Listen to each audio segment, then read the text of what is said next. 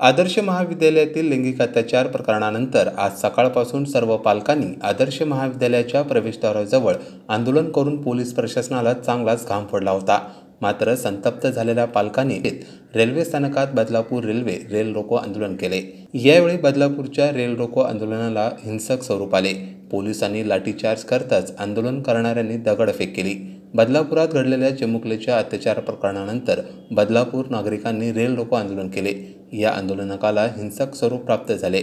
आंदोलकांना पांगवण्यासाठी पोलिसांनी लाठीचार्ज करताच रेल्वे प्रवाशांनी आणि आंदोलन करणाऱ्यांनी देखील दगडफेकीने उत्तर दिले।